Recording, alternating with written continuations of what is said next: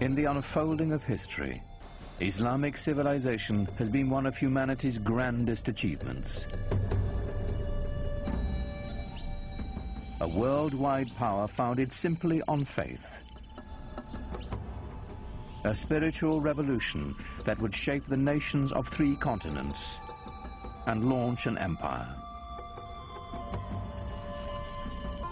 It was Muslim scholars who reclaimed the ancient wisdom of the Greeks, while Europe languished in the Dark Ages.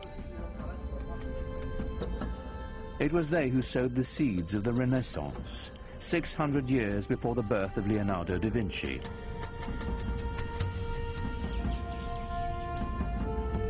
From the way we heal the sick to the numerals we use for counting. Cultures across the globe have been shaped by Islamic civilization.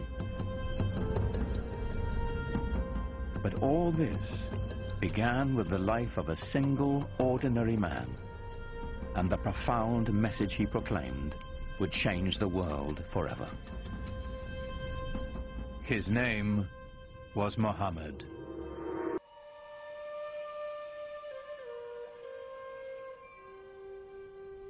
We do know that Muhammad was born in or around 570 AD in the sun-blasted Arabian Peninsula, a land of savage scarcity whose Bedouin tribes were locked in a constant state of tribal war.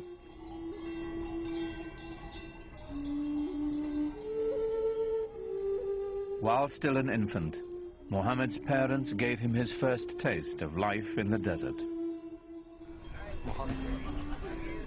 By the time Muhammad was 6, both of his parents had died, and he was taken under the protection of his uncle, chief of his clan. Being an outsider gave him a singular perspective.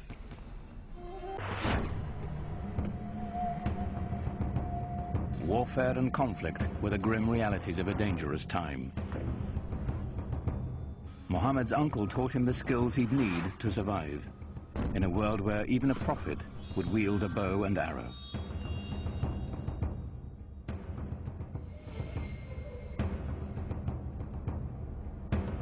In a wilderness punished by the elements and bereft of water, rivalry over a single well could provoke a blood feud for generations.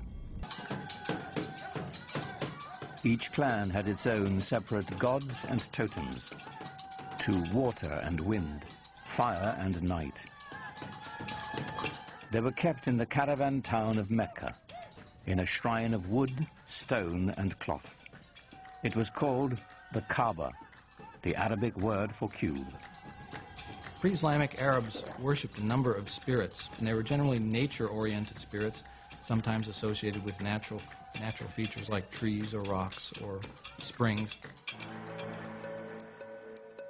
Muhammad's world was a center of trade, connecting the Mediterranean Sea to the Indian Ocean, linking the aging empires of Byzantium and Persia to the great bazaars of India and China.